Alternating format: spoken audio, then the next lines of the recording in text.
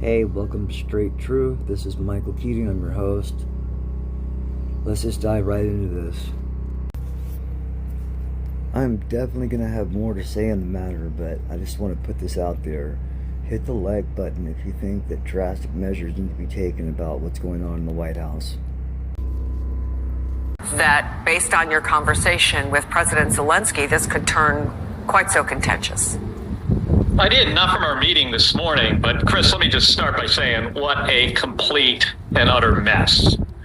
And this is a gift to Putin. And make no mistake, and I hope the American people get this, that this makes us look weak. And it's not normal behavior. It does make us the United States, Chris, we are a superpower. Our powers, our military, our economy, our diplomatic corps, our professionalism. This was not professional.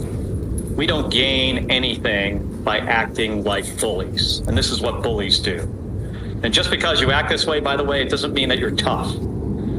So this is a mess. I hope we can repair this relationship. President Zelensky and his country, they are grateful. You know, saying thank you in the Oval Office, being put on the spot like that is disgusting. It seemed to me that it was just, J.D. Vance saying, hey, look what I can do, Dad. And yet you still believe in the man. It doesn't help the situation. This negotiation should have been done behind closed doors.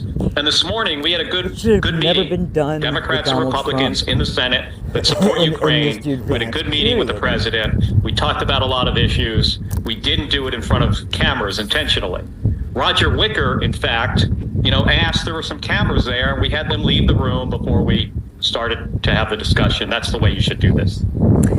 So let me ask you then about where this goes from here, and I wonder where you think your Republican colleagues will be, because, and I can't say that I have done an exhaustive search because I've been on the air, but I've only seen one Republican member of Congress, who is a member of the House, say anything negative about what they just saw in the Oval Office. The Republicans, you guys are where does this go from here, and does Congress have any role in it at all? Well, we have a role. I mean, we do our own listen to this, people. Negotiations. We do our own diplomacy, so to speak. Okay. So we do have a role. Right. We can push the administration. Hopefully we can get them to come back to the negotiating table here. But we are in a much worse position. Our European allies especially are looking at this and they're thinking to themselves, I mean, what just happened? What happened to the United States of America that used to be the leader of the free world? And, I pointed out in our meeting this morning, that I was rather disappointed that our country, we're about to celebrate our 250th birthday, which is a big deal, and it's exciting. But now we're dealing with one of our allies like this is a business transaction. I mean, that's not the way we have traditionally done things. And so where do we go from here? I think the president and the vice president need to figure out how do they pick up the pieces from this total disaster and get back to the table and negotiate in a way that is who we are as a nation. I mean, we have principles. The delusion is that they're actually going to get elected out, or they're not going anywhere, man. They are not going anywhere. That's why they are acting this way so blatantly, because they know this and they are laughing right now to themselves. Whenever we talk about how we're going to, because they are not going anywhere unless we make them go. Bottom line, I know this is the truth. I don't know what it's going to take to get the people to see this, because for this to be successful, it can't be some crazed guy or some person with a checkered past. It has to be an actual how it was when we threw the yokes of colonialism off of our shoulders. It was the educated, the affluent. Of course, you had conscripted men, but it was actually an organization that was real, with substance, and it can't just be a lone gunman isn't that. A lone assassin that is going to say that is not that, and it will only make the man a fucking martyr, and will only further his cause. which is the total destruction of our country. The total destruction of it. If you can't see it, then you will never see it, because it's been blatant from day one. I mean, he wasn't the president yet in 2016, and he said on The View that they asked his daughter what they had in common with each other, and she said, "Oh, I'm business orientated, and I have a knack for politics, yada yada." And then they asked him, and he says, "Oh, I was gonna say sex." Now, I'm sure that if you heard that said in your district or wherever you're from, you'd want to get that father investigated. But somehow, when Trump says it, because he says all those things you want to hear about abortion and stuff, you totally let that shit slide. You totally don't even take it into consideration. And now, this is the result of you people, like, selling your souls to the devil. That's what she did, because this guy isn't going anywhere.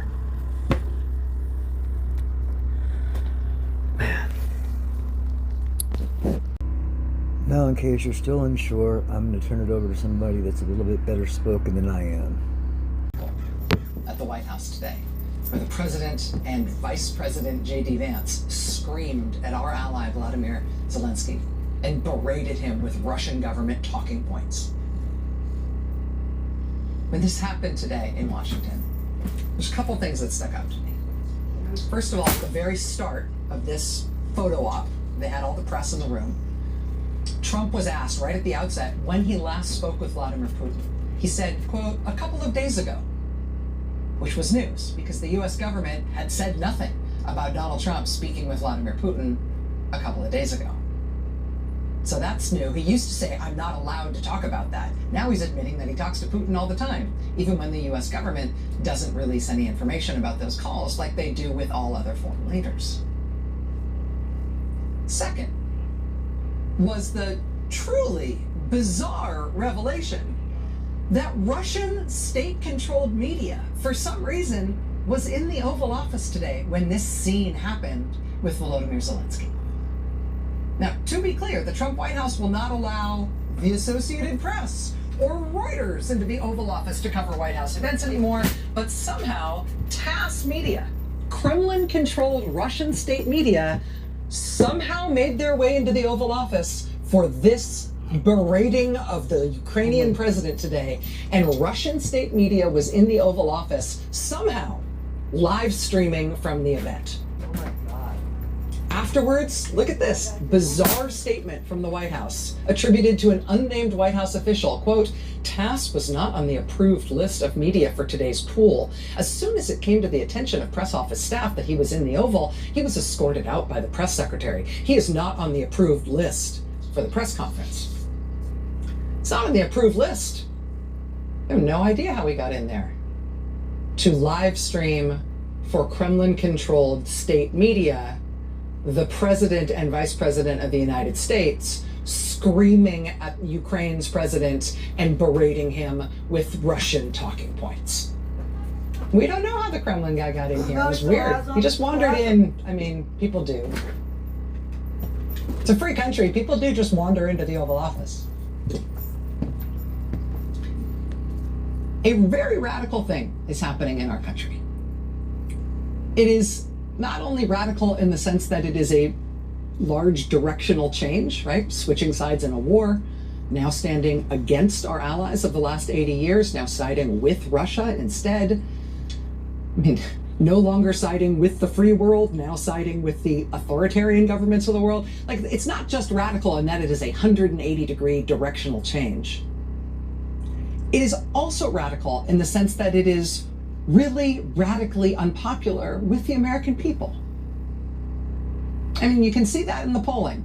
Quinnipiac poll this month. Should the US trust Vladimir Putin? Yes, 9%. No, 81%. Here's another one, the Economist YouGov poll out this month. Do you have a favorable or unfavorable view of Vladimir Putin? The American public say favorable 11%, unfavorable 78%. The American people are not clamoring for us to ally ourselves with Vladimir Putin. Right? You can see it very clearly in the polling. And it begs the question, well, okay, who wants this? Who voted for this? Why are we doing this? If the American people don't want this, why are we doing it? Who says we should do this? Who's making us do this? And why? And for whose benefit? You can see the same dynamic in the bewildered and outraged questions that Americans are asking their Republican members of Congress at these town halls, which Republicans are now realizing they better not do any more of. They're asking their Republican senators and their Republican members of Congress, what the heck is going on? What is going on here? But let's be clear. I mean, what's going on here is pretty obvious at this point. Because this is all really good news for somebody. It's not the American people for whom it's good. It's not our allies for whom it's good. And this is nothing that anyone campaigned on, and it is nothing that anyone has any political mandate for at all. And so why are we doing it? And what? So I gotta ask myself, what the fuck is going on, man? I don't understand what is benefiting these Republicans right now for going along with this, or Fox News. It's like, what the fuck? I mean, don't they see how dangerous it is for like their own families? They live here in this country. I mean, we are weakening our government to the point we are vulnerable for fucking attacks. He is giving away citizenship without doing any paperwork, man. All you have to do is pay $5 million. Don't you think that a drug lord dude would do that? I mean, like, it's not rocket science at all. It's not, man. Like, we need to be doing something. And it's a shame to think that if I went to try to do something, I would get locked up. Because this is not something that would be a bad thing. He is destroying our country. He is not for the American people. He is more dangerous than Osama bin Laden was to our fucking country. He is the single biggest threat our country has ever faced. And the Secret Service are guarding him. They have his back. It's insane. It's like something out of the fucking Bible or something. It's crazy. I mean, shit. Am I the only one that is not feeling this way? I have to know. Hit the like button if you think the same thing, or if you think this is crazy and you're wondering why this hasn't been stopped yet. Hit the like button.